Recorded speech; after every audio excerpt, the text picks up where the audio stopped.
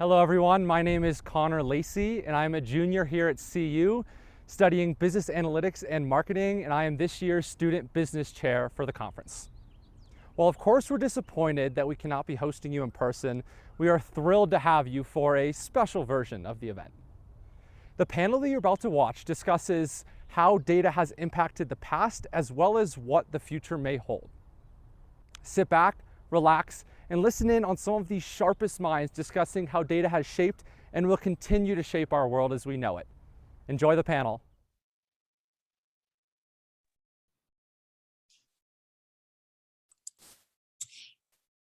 Thank you very much for joining the CU Boulder Conference on World Affairs panel, Data is Money.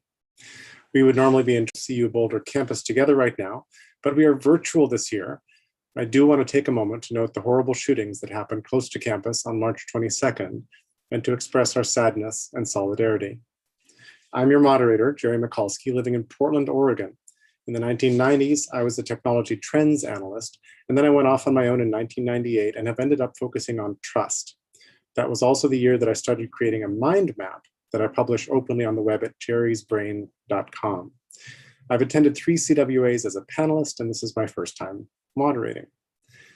All of the CWA panels are being recorded on YouTube and will be available to watch immediately after each event on the CWA YouTube channel. This 1-hour session will be split into rough thirds.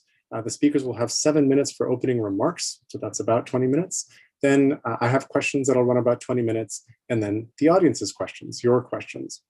We'll be watching the YouTube chat throughout our session, so please ask your questions there. Please add where you're chatting from, your location, and if you're a CU student, please note that as well, since we'll give your questions priority. Even though we can't be together on the campus in Boulder, it is still my great pleasure to welcome our 3 panelists for this timely topic: Amy Bika, Andrei Kurshudov, and Moses Ma. Their full bios are just a click away for you, so I'll summarize a little so we can get directly to our discussion. Amy Bika is the Chief Data Officer at the Colorado Governor's Office of Information Technology. She oversees data strategy, integration, architecture, and GIS, which is Global Information Systems. Sorry, Geographic Information Systems. Throughout her career, Amy has been motivated by the illustration of data in understandable and innovative ways.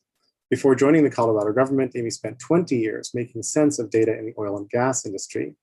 She holds a master's degree in educational technology leadership from George Washington University, a post-baccalaureate certificate in computer and information sciences from Robert Morris University, and a bachelor's degree in mathematics from Grove City College. Amy, the floor is yours.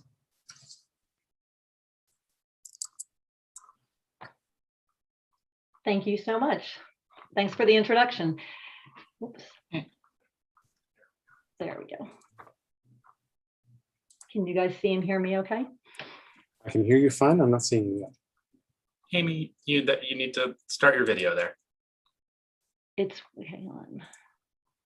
There. There we go. Thank you. Thank you so much for the introduction. As said, I'm Amy Bika, and I'm actually here in Colorado, so glad to just be down the road from Boulder here in Littleton.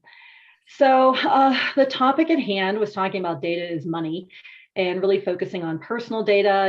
Is it more valuable than oil? And I thought that was kind of ironic because, as mentioned, I've spent 20 years in the oil and gas industry. And that industry itself has always struggled with the value that data played. Is it to improve production, reduce drilling time, reduction of costs through improved maintenance and efficiencies? Is it to be innovative? Is it focused on individuals as far as safety and prevention to support the environment? All of these. And so it's something that was always a struggle in that industry, but as time has shown, it's a really important factor. And so World Economic Forum report in 2017 indicated that digital transformation will add 1.7 trillion of value to the oil and gas industry. So it's become very impactful there. But what I want to focus on is personal data and what is the value of personal data? And I'd start to think, what is personal data? When people think of that right away, they think, oh, name, address, my telephone, my email. But what else is included? I mean, there's official credentials, your birth certificate, your driver's license, your passport, social security number. What's your financial info, your bank, your credit card? What's your hobbies? Obviously advertisers and retailers are, interested in your travel habits, personal buying and selling records, your ownership data, your house, your car, your personal history. What was your prior addresses, education, employment, your criminal records? What is your health history? And especially today, including vaccinations and any current records, lab results, what pharmaceuticals you may use, and then personal information such as logon information, websites, and just the digital tracks you leave. What's the full history of every digital activity? So when you start thinking of personal data in that space, it's really, really large. And what value does it have, and who is determining that value? Is it marketing, advertising it? Is it every click you have on Facebook and Google, and how much is that worth? What's the value to something like your credit score, where you want to have control somewhat over that value? What's the value to a hacker? Who wants your data and how? Obviously somebody might want your credit card information, attach that to your email address and name. Now it's worth more. But what about the value of, say, your health records? If your credit card gets hacked, you can change that and that data is done, but your health records, go on. And so that becomes even more valuable. And there's cost placed on all those. You can do a lot of research and say a health record might be worth $300 to $1,000 per person, depending on who's wanting to obtain that from you. In my experience now, being outside of oil and gas and changing into the role of being the CDO at the state, I have a very different metric now on how I'm valuing data, and it's really no longer financial. What are the other measurements of a value to data?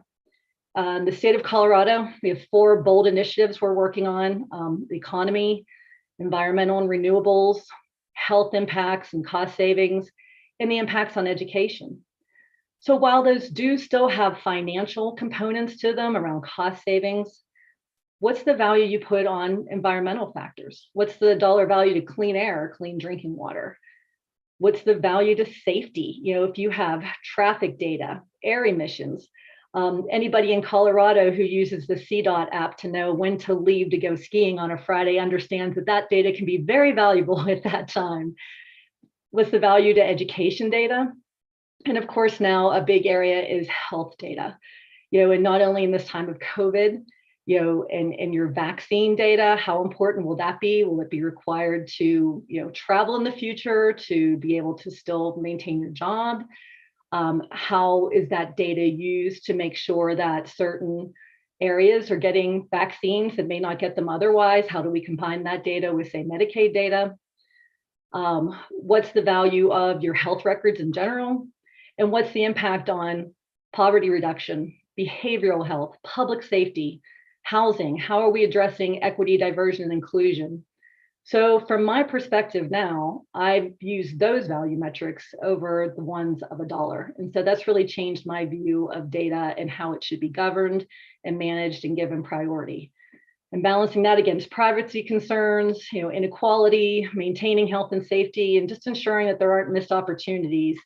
I'm no longer as concerned about the economic evaluation in a traditional sense, but more about the impacts on environment, health, education, and really the overall well-being of citizens in Colorado. Thank you so much. Yep. Really appreciate it. Andrei Kurdushov is the director of IoT analytics. So not a different arrangement of the letters, where IoT is the Internet of Things at CAT Digital, the digital technology arm of Caterpillar, the heavy equipment manufacturer. Andrei's organization focuses on data analysis and predictive modeling for 1 million connected machines and devices. Before Caterpillar, Andrei was at Seagate, Hitachi, IBM, Samsung, and other data-oriented startups focused on big data analytics, cloud computing, and that Internet of Things thing. He has a PhD in engineering and worked at such companies as IBM, Hitachi, Global Storage, and Samsung as well. Andrei, the floor is yours. Jerry, thank you. I'm Andrei Kurshadov. My pleasure to be here today. I was born in Moscow, Russia. I got my PhD in engineering in Moscow as well. I lived in Japan, in California, in the Silicon Valley. I lived in Colorado. I now live in Illinois. As Jerry mentioned, I work for a few major companies. I now manage IoT analytics division at Caterpillar. And we deal with a million of connected devices that Caterpillar has around the world, collecting data, what's called today big data from these devices, processing this data, generating predictive models, and trying to increase machines' uptime and reliability and make predictions and improve productivity. So I'm going to talk about a few subjects in my introduction. And first, I would like to start with a general subject of interest in data. So obviously, the interest in data is not unique to us today, right? The ancient people also wanted to know where the woolly mammoth is or the enemy tribe is. It was of high value to them, and it was a matter of life and death to them. Napoleon, the Emperor of France, is quoted saying, war is 90% information. Quite a brilliant statement. Today, he probably will say 99% information, but it was 200 years ago. So it was still a brilliant statement. So the interest in data and data analysis and the conclusions you can make from this analysis didn't really change. So what changed? Obviously, we are dealing today with digital data, and we are dealing with something we routinely call big data analytics, right? Digital data and big data analytics change the subject, the area quite dramatically. If in the past you were able to collect some data about some person during some period of time, nowadays, out of about 8 billion people on this planet, 5+ billion people have cell phones, about 4 billion people have smartphones. They're continuously feeding data to those who want to collect this data and process this data. And of course, they're using that big data analytics for that. And it allows now to collect data all the time, process it all the time, and extract data about us at any given time. So that is quite a significant difference. The general intent was there all the time, but our technological capabilities changed quite dramatically. Now the second subject on basic definitions. Probably nothing could be discussed without making some basic definitions. Data. Data by itself is a collection of unorganized raw facts. Data by itself is not actionable.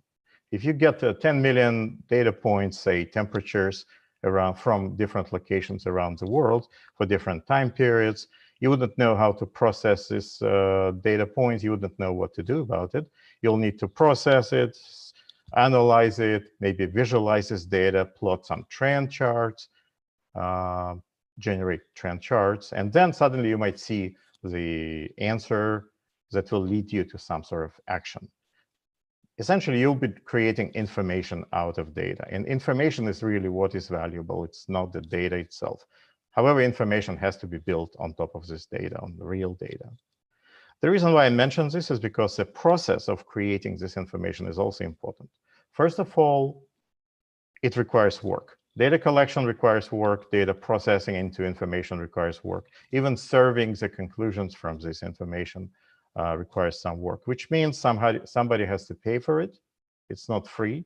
So when you go online and you're offered some free services, database services like search engines or news aggregators, so many others, and they are free, in reality, somebody will be paying for those, and it most likely will be you and I, because the only free cheese is in the mousetrap, as they say. So let's remember about this during our discussion later today. The second thing, the second reason why this multi-step process is important is because it allows for some manipulation. You can start with a perfectly good data, but be selective when you choose which one to use. And then you have to you can be biased during the processing of this data. And you end up with some conclusions that look like they're data-driven and perfectly objective. In reality, they're built on a shaky foundation.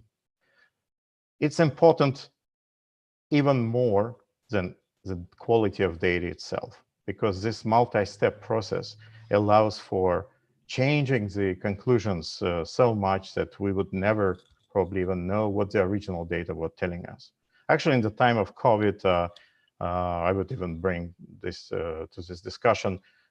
There were plenty of data available for everyone, and lots of people did different types of analysis, but I've seen a lot of contradicting models, a lot of contradicting predictions. That is an example of you can start with the same data and you can end with very different conclusions and therefore with very different recommendations.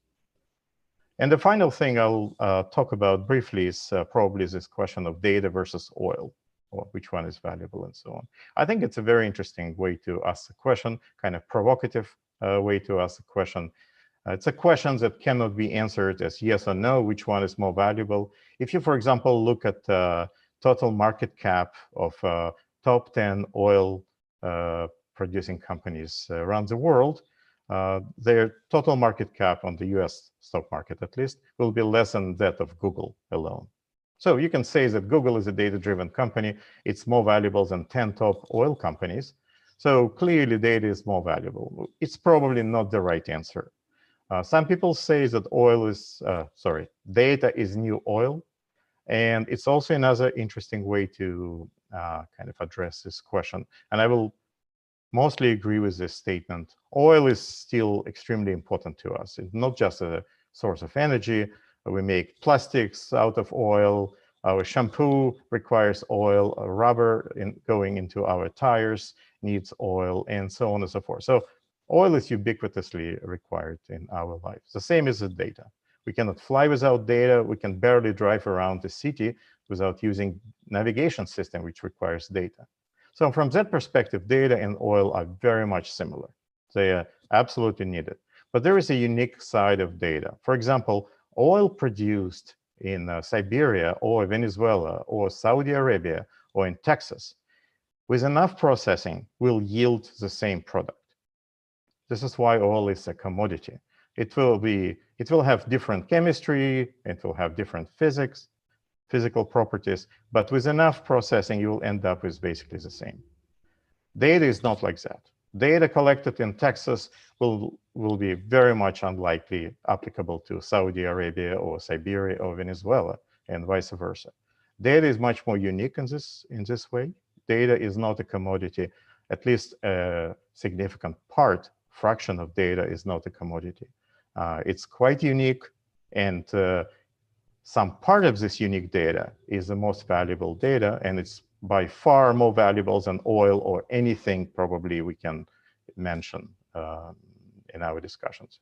Think of data that can change the outcome of presidential elections, for example, that can control the price of oil at the end. By definition, this data will be more valuable than oil. Thank you, Jerry. Thank you so much, Andre. Really appreciate that. And you reminded me, in a funny way, that my undergraduate degree was in economics, mostly econometrics, which in the afterword I always refer to as how to lie with numbers, because show me a data set and tell me what story you want the data set to tell you, and I can figure out how to change the axes and mess with the numbers to tell your story. So right. I think skepticism looking at data is really important. And then there's the DIKW, the Data Information Knowledge Wisdom Pyramid, which makes the rounds all the time, just like Maslow's hierarchy of needs. There is an expression, numbers are like people, torture them long enough, they'll tell you anything you want. Exactly, exactly.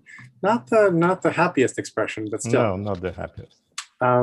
So Moses Ma has been a video game designer, an artist, an internet visionary, a high-tech entrepreneur, a filmmaker, a physicist, a Buddhist, a martial artist, and a friend of mine for many, many years.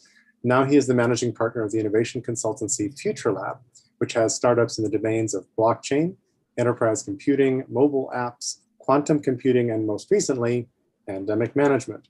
Moses has a degree in physics from Caltech, and take it away, Moses. Hi. So I thought I'd start by saying that my first time at the Conference for World Affairs was 2 years ago at the last physical one. And I thought that the CWA was the most unlike a tech conference I'd ever been to. It should even be called an unconference. And I think the reason is because CWA looks for the meaning of things rather than the data of things or the theory. It looks for the underlying theory.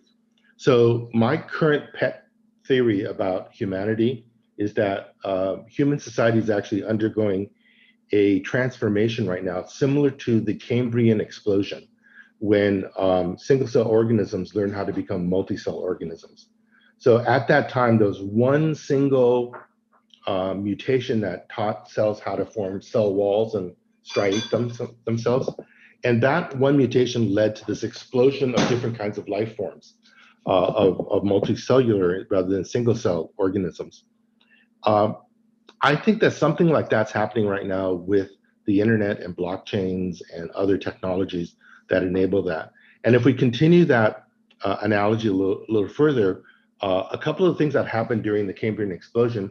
One is these microorganisms, multicellular organisms, were the first to develop sensation. So shortly after the explosion, Cambrian explosion, you started detecting fossils of organisms that had something that looked like eyes.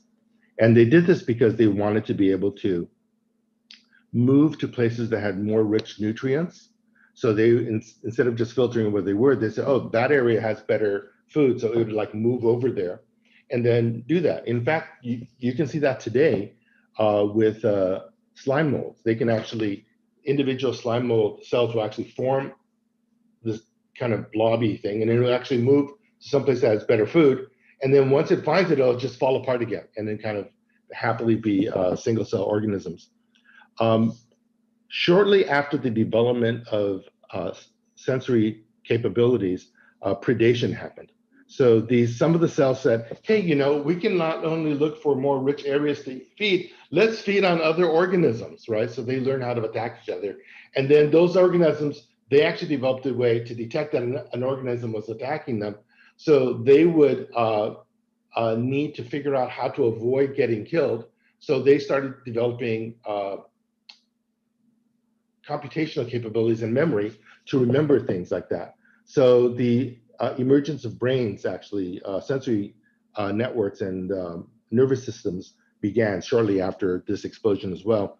So if you look at society today, we're looking at those two exact breakthroughs. The first is learning how to see collectively what is reality, because our society is actually facing this challenge of dealing with conspiracy theories that are not real and certain organisms taking advantage of them to become dominant.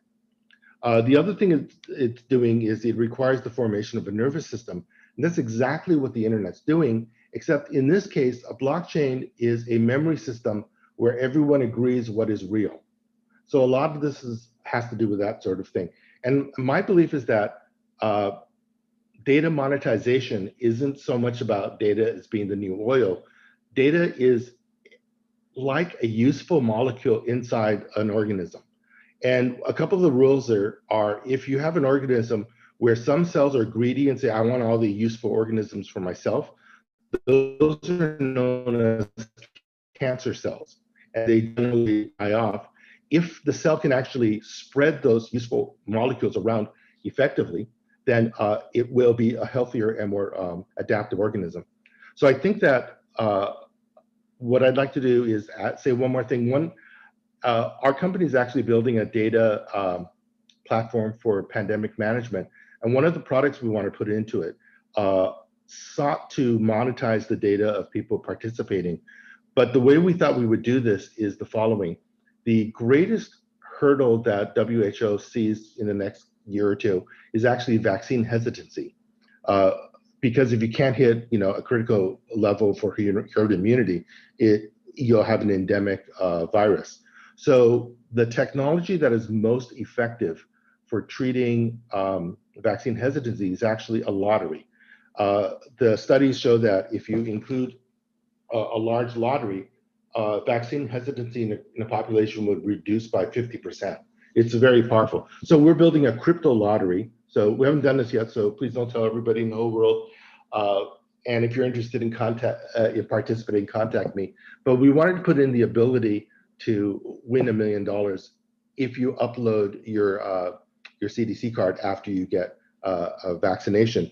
And then we don't need any money because we would say, when you upload this, may we collect data about your patient-reported outcome measures, the vaccine durability status, what variants are having an impact on you. If we can collect that data and monetize it, we'll use that or a portion of that to fund the prize pool. So in this case, we see data as not just powering the monetization of corporations, but of driving social change. So if you can create some kind of data model that optimizes the behavior of a societally coagulated organism, which we want to be more organized and cohesive, then this is the kind of model we want to look at. So with that, I'll just, that's my personal share about how I view data. Thanks, Moses. Thank you very much. And I love sort of natural metaphors applied to the transitions that we're going through. It seems like so many of them are really apt these days. And it also seems like more often than not, the people throwing them around, like a business ecosystem, don't really know how ecosystems work. So thinking through the consequences and looking at the actual science makes the whole metaphor actually more interesting when we start to apply it to the evolution of economies and the rest of it. So just to take us a little bit deeper into the data side, Moses, can you talk a little bit about what big data is? Because it's a loaded term, it's everywhere. There's data analytics, data science. So what does it mean to you? Okay, so I'll kick this off and everyone else can add to this. In my job, what I try to do is make things more simple by extracting the BS from it. So my definition for big data is spending more money on a data analytic system than you're comfortable with. That is, so if you're a small company, it's like just getting a little bit more data than you'd like. If you're a larger company, it's hiring a data scientist with a PhD who's quite expensive and you don't really know what the effect is. But I think that that's the model, is that the company is now transitioning from a survival model where you're filtering data to becoming optimized, so figuring out how you do things better. And for that, you need data. So I think that big data is actually the doorway to business optimization. So in some strange sense, big data is when you start paying for a data scientist? Oh, that's one, but I think it's just, for a very small company, you can't afford a full data scientist. It might be a part-time one, but the point is you're spending more than you're comfortable with. It's like, I'm used to spending this amount of money for my server infrastructure. Why do we need that? And you have to make a business case for that. Like collecting data from 1 million IoT devices. That's very visionary, right? And you have to have a business model that makes sense for that. Exactly. Andre, do you want to add to that? Well, I can just add that from my perspective, big data is still a relatively new field, right? If you think back in time, Google was started in 1999, right? And if you look at the storage and server compute rack they had at that time, it looks pretty funny, I would say, with all these wires coming in every direction. Of course, if you walk today into the modern data center, Google data center, other data centers, it's a state-of-the-art technology. It's something completely different and very, very effective. Big data and big data analytics is a rapidly evolving field. If you think of technologies like Hadoop or MapReduce, they were introduced in 2005. The popular algorithms like random forest published in probably 2001, I would say. Spark is a relatively new technology, and already people switching to many other new technologies after that. So it's a fast-growing new field that is trying to answer questions that were not possible to answer before. And one of the definitions, engineering definition, is it's 3 V's. It's a velocity, variety, and volume.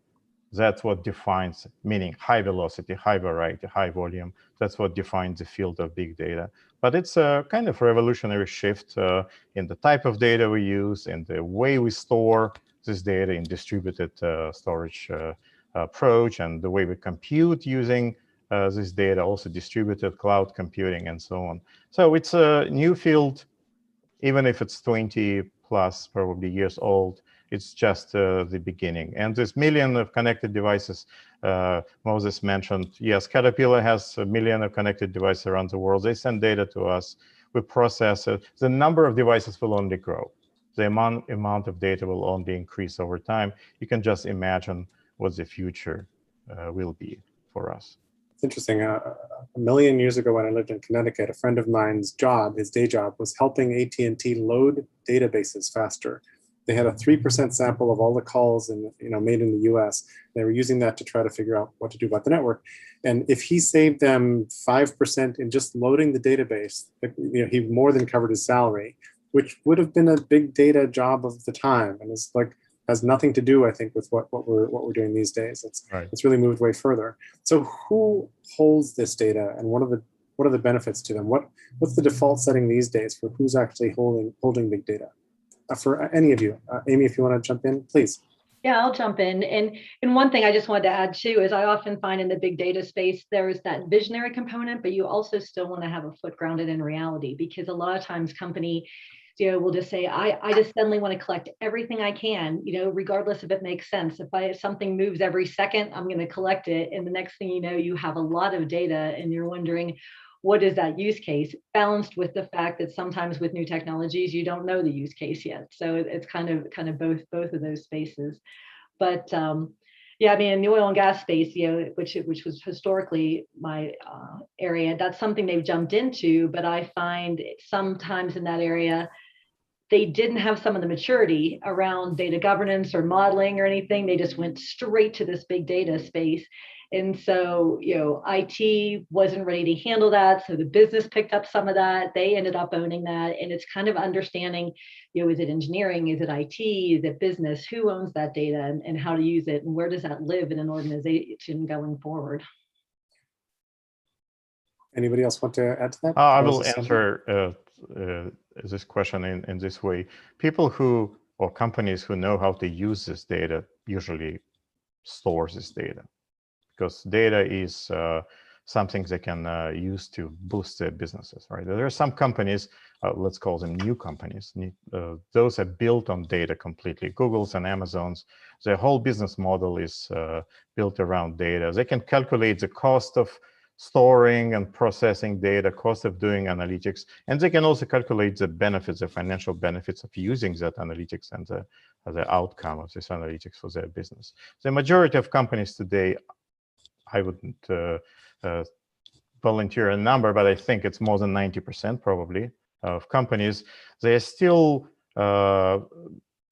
cannot estimate the financial impact of data and analytics, but they definitely calculate the cost of doing analytics. That is a part of the P&L, profit and loss equation. That is relatively straightforward to calculate, but the analytics that is produced based on this data is so much integrated into their product that they cannot really separate the two. It's like estimating the value of a tire on your car. I can think of a cost of this tire, but what is the value? It's much more difficult to assess. And of course, there is a group of companies who hadn't even started using data. But of course, this group is decreasing in size over time. So what is the meaning of the term data sovereignty? And what are the effects of, what you've described so far is large organizations holding data about humans, about individuals, right? And there have been several efforts along the way to help humans hold their own data, and none of those has really stuck. So the data still is on the drives of the largest entities. What does data sovereignty mean, and how does it affect this sort of mix of issues? Go ahead, Moses.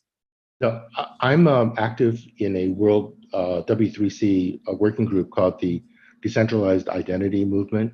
And the W3C is the World Wide Web Consortium. Go ahead. Yes, and so we're working on things called decentralized identity, identifiers, and verifiable credentials, and encrypted private data enclaves or stores. It's an extremely difficult problem, but the DID standard will be ratified later this year, which means it'll be installed into billions of browsers. So I think that we'll see a solid leap forward in the area of self-sovereign or self-administered identity at that time and data records. Again, that just makes a shift in who owns it. So at that point, individuals can say, I don't want to deal with this. I'll let Google manage it for me, but you're going to have to pay me.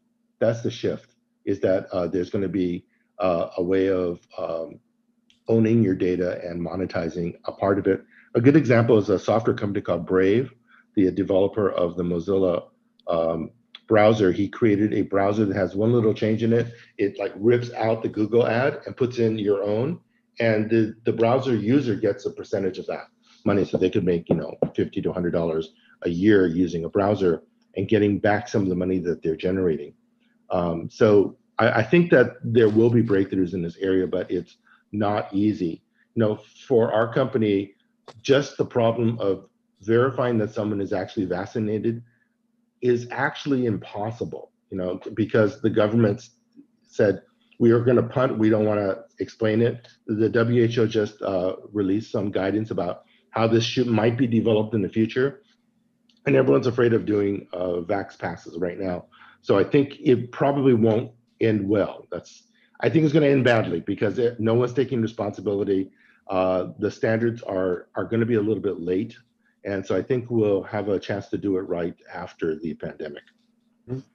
Amy, from a state's perspective, data sovereignty probably has a bit more weight, I think. It does. And of course, a lot of it's, you know, legally mandated too, both from a federal and state level. But one thing we're doing that I think is really exciting here in Colorado, there's an application called My Colorado, and you basically own your digital ID, and you're able to own any government data that is yours. So you put your driver's license in there, and now we have our police departments and liquor stores and things actually recognizing that. So you don't have to carry your driver's license anymore.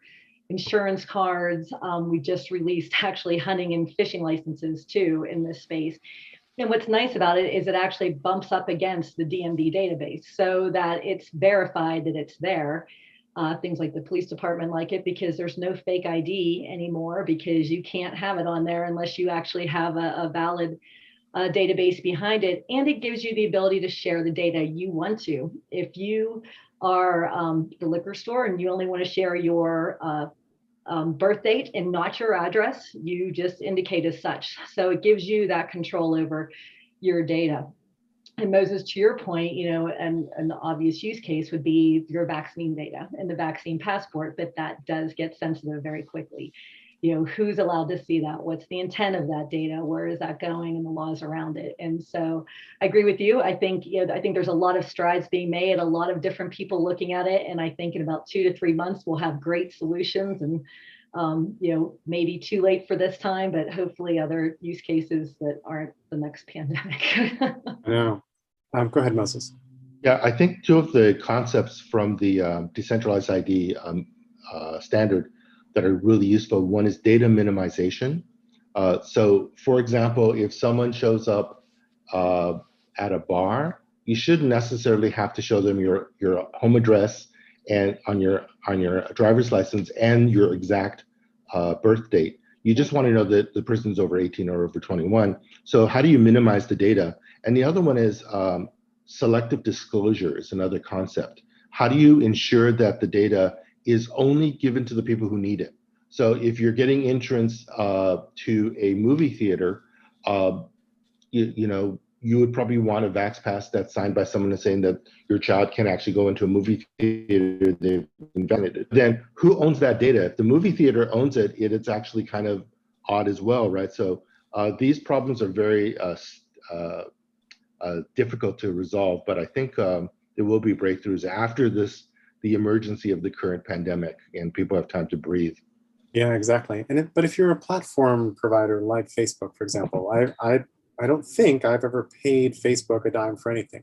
I might have clicked on an ad and paid somebody else, and they might have paid them back. Certainly, they're selling off my data and making money off me. But I have never paid actual money to Facebook, and it's not out of the question remotely that there would be a Facebook-like service that would charge $10 a month and give you all of the shiny bells and whistles that Facebook does. But the moment you do that and you promise to turn off ads, and I seem to remember that cable TV originated as the TV that didn't have ads on it and then had ads anyway.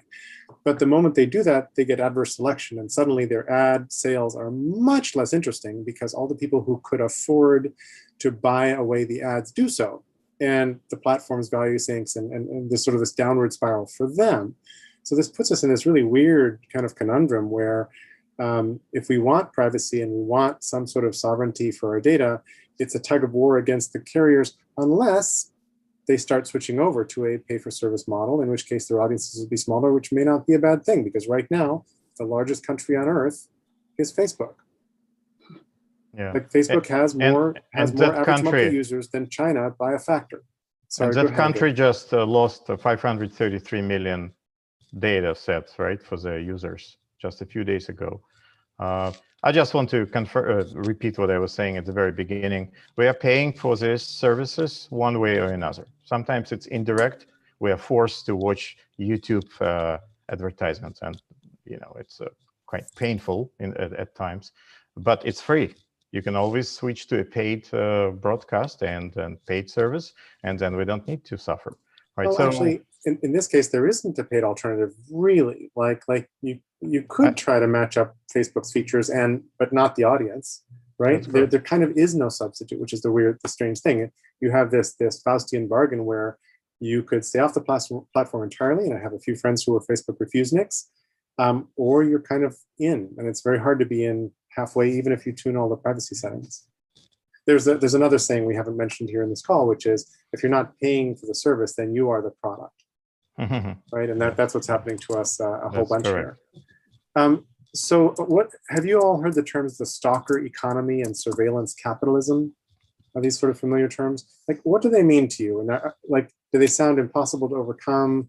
Do you have a preferred solution to moving into this world? Because just to explain to whoever is watching, the stalker economy is the notion that the kinds of behavior that advertisers engage in that we've normalized, that we think of as normal, are kind of stalky behavior. They're in the dumpster behind my house digging through finding data, and then they're busy following me everywhere, and on my iPhone, on my iWatch, and on the browser banners and whatever. It's funny when that same Zappos ad keeps following you, and it's exactly the pair of shoes you were looking at a moment ago. Right. Well, that's actually a business service, right? And then surveillance capitalism is even broader. It's Shoshana Zuboff's thesis that basically we've already entered an environment where there's very high surveillance. And as my friend Evan Greer likes to say, when the surveillance helps you catch who assaulted the Capitol on January 6th, that's awesome. But that exact same surveillance is busy tracking groups that you would like to support that need some anonymity in order to exist in the world. So how does this all play out for all of you over the next few years? And then I'll switch to questions from whoever's been listening. Moses, go ahead. Sure. So our company has this one philosophical model. It's called From Junk Mail to Gem Mail.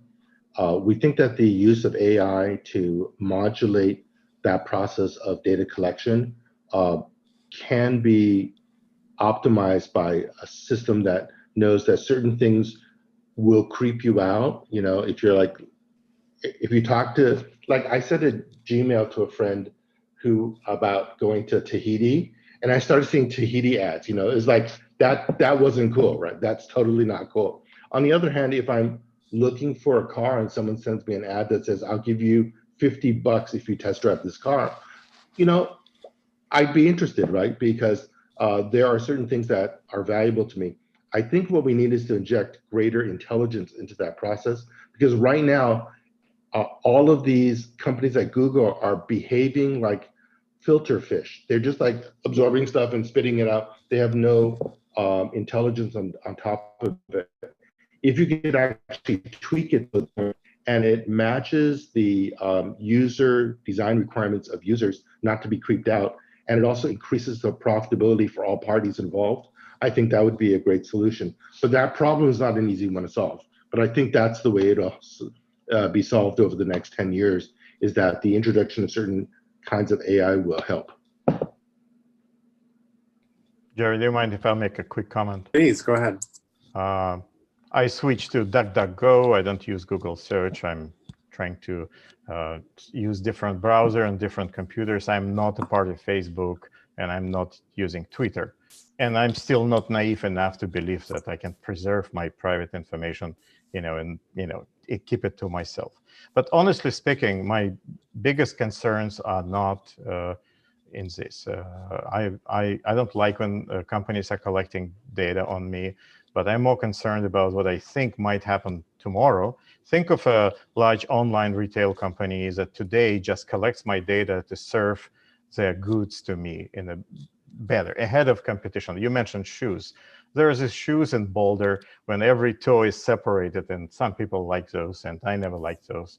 But imagine the same retail company acquiring some media outfits, some blogging platforms, some mainstream media, and trying to convince me year after year that this type of shoes is really healthy for me, it's great for the economy, it's ecologically clean. 2-3 years from now, I might actually decide to buy those.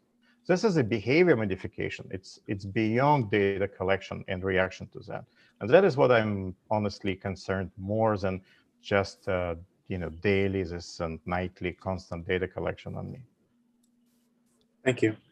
We've got a question from Andrea Feldman, who's a professor at CU Boulder. She writes, how do you create equity with regard to accessibility of data, especially when some people don't have internet access?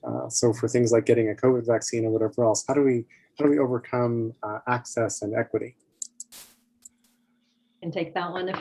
Please, Amy. Yeah, I'll start with that one. So that is a big focus for us at the state, a large focus actually, and we try to hit it from a lot of different directions. As you mentioned, one big initiative is just broadband itself. That's probably one of the biggest money spenders we have right now at OIT, who brought somebody in to focus on that area, because it really you can't launch anywhere unless you have that. And it's amazing, at least here in Colorado, how many people still don't have broadband access. And then there's accessibility more in a sense of making sure that all of the at least state websites are accessible to blind individuals and people who aren't able to hear, and making sure that we have our websites to that point. And then there's also just looking at the underserved populations in the state in general. That's one thing we were talking about before on the vaccine databases, making sure that we're hitting that vaccine database up against, say, a Medicaid database to say who are the people who are getting these services, who don't have vaccines, and targeting those individuals. So hitting it from a lot of different angles, but it's a definite focus and something that's really important. And the pandemic really highlighted the stress. I mean, it really has widened the cultural divide, the economic divide. All sorts of things have been exacerbated by what's going on. Do you have any sort of stories or things that happened in Colorado that sort of lit this up for you? For me, I will say one of the things, I guess, because it's immediately on my radar, is with vaccines and making sure that we target where vaccine clinics are, and looking against those services to see where we can put those individuals, understanding where those clinics need to be, and then having the proper services there to make it accessible. I mean, that's really it uncovers a lot of different underlying issues that have been there in the past and brings them all to one focus that everybody can get behind. Yeah, thank you. Moses? Yeah, so a couple of thoughts. One is in terms of getting coverage, one of the big problems with contact tracing was that you couldn't get a high enough adoption rate for it to be useful.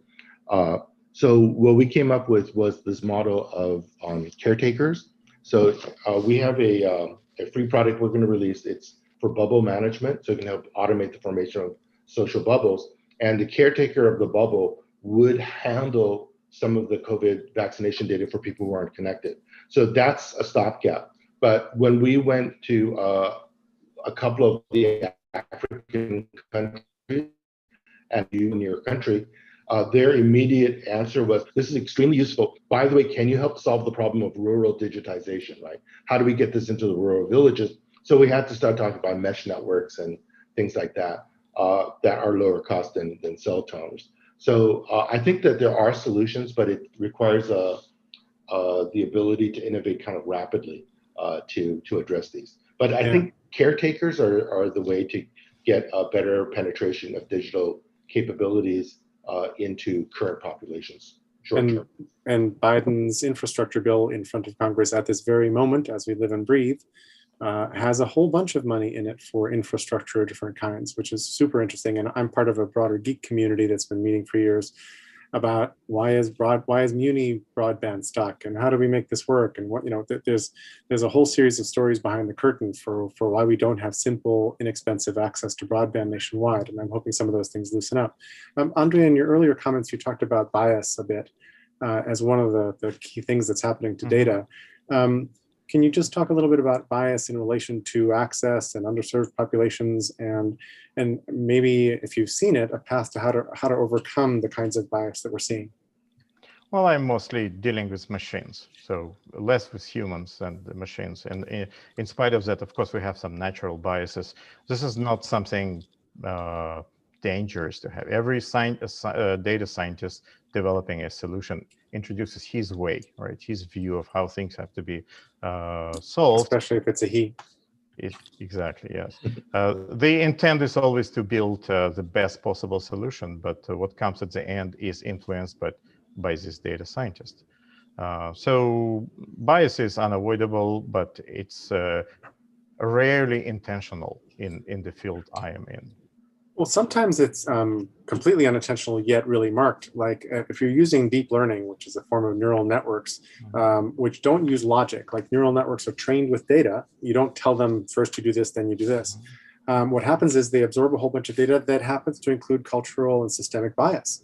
And all of a sudden, the answers that the systems give, which are reasonable answers given the data they were given, include this bias that is very hard to shape out if what you needed was that training. So I think that I will argue a little bit that a well-trained model includes the self-testing and error measurement at the end of it. So if you, for example, include too large of a population, you will definitely suppress a smaller group. It's not going to show up on your final tests. But a well-designed approach should highlight those issues as an error in model predictability. Thank you. So it's built into the algorithm to be self-validating. We have a question from a CU Boulder student who says, a very nice pragmatic question: where would you point current college students to get involved with or familiar with a career in big data? Whoever would like to jump in. Isn't there a professor online? Well, there's tons of materials online about big data, data science, trying to learn data science. You could go to Coursera. I mean, if you wanted to get informed on what's happening pragmatically, you could just research data science through the major MOOC, online learning platforms and so forth. That's one way.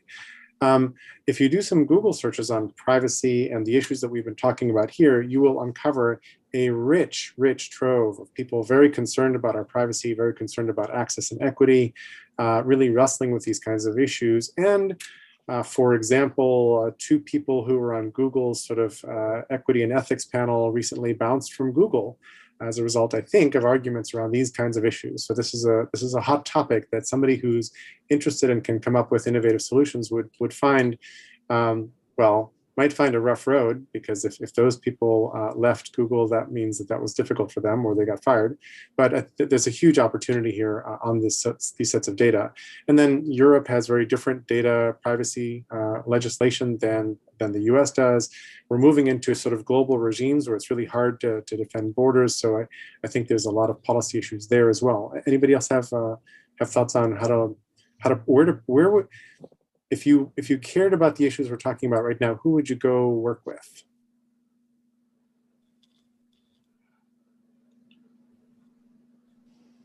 Well, as I mentioned earlier, this is a new field. It's still young.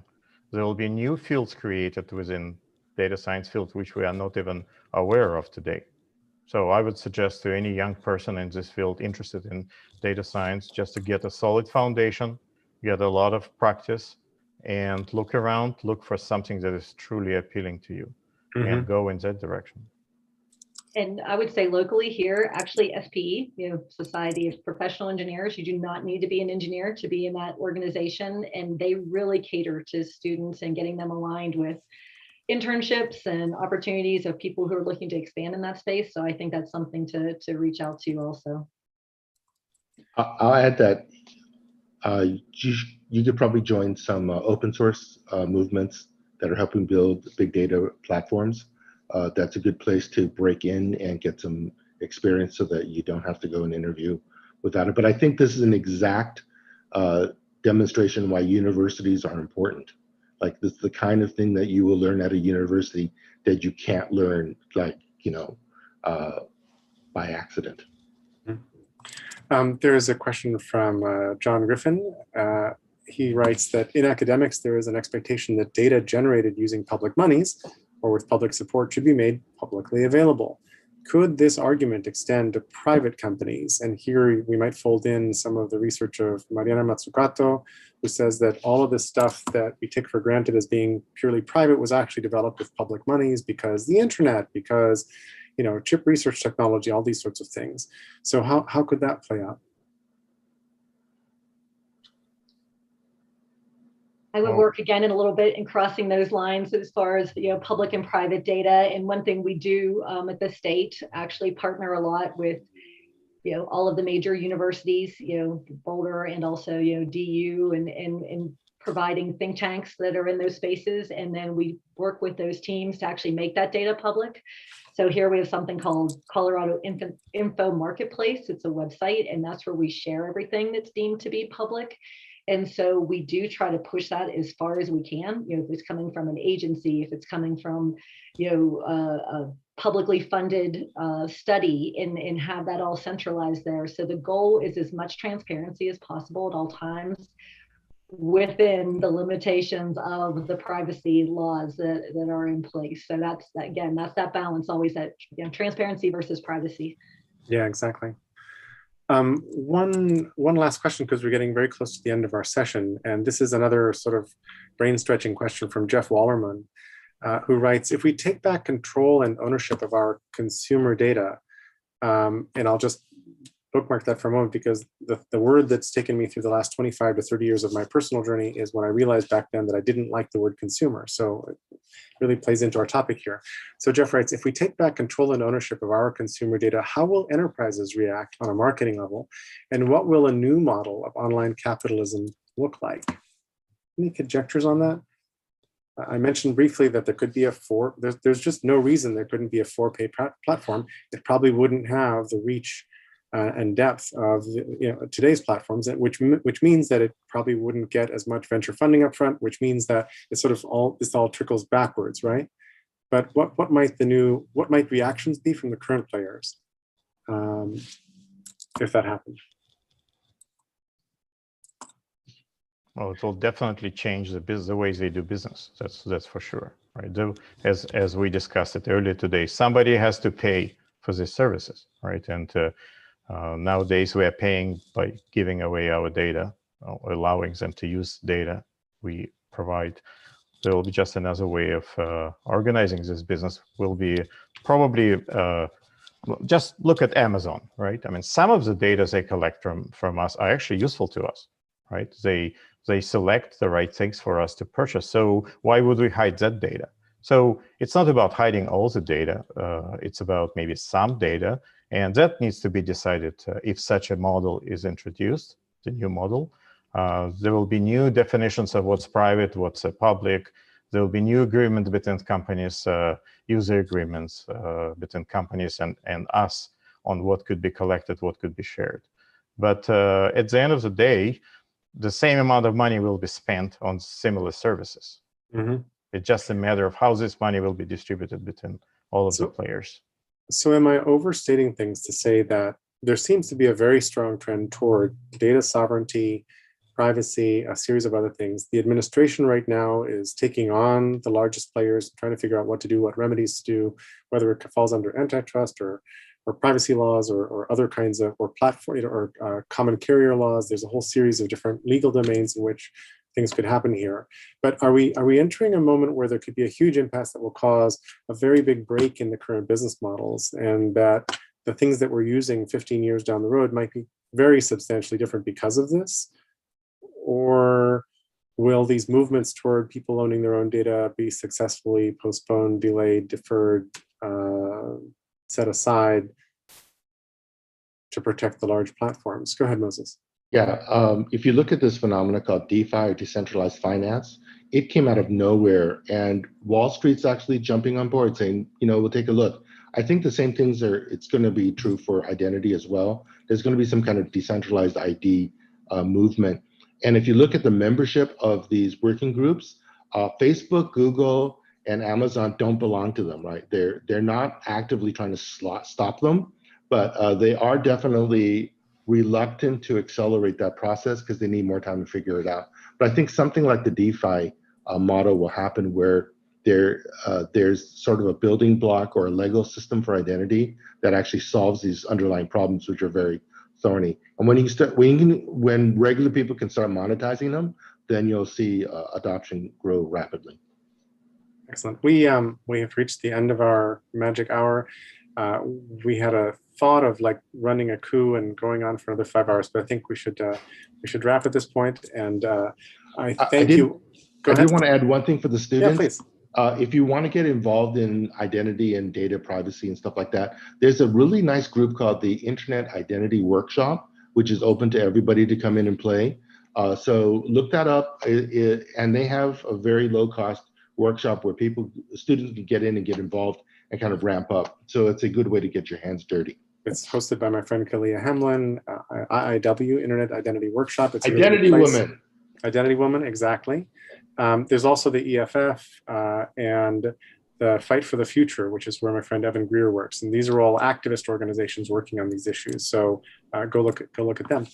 So thank you all for joining us today. And a very special thank you to our speakers who have volunteered their time to be with us. If you would like to support them and learn more about their work, you can find their books, podcasts, and social media accounts linked on the CWA website. The CWA also relies on the generosity of people like you to make this event possible. So please consider making a gift to the CWA, which you can do on the CWA website, www.colorado.com/CWA. Tune in through Sunday, April 11th for live CWA events, or catch up on those you missed on the CWA YouTube channel. And thank you again for joining us in this virtual show. It's taken everybody lots of patience to be in Zoom for a year, and it looks like we're starting to climb out of the Zoom window, but this has been a great session. So thanks again Thank you. for everybody. Thank you. Thank you. Thank you. Bye, everyone.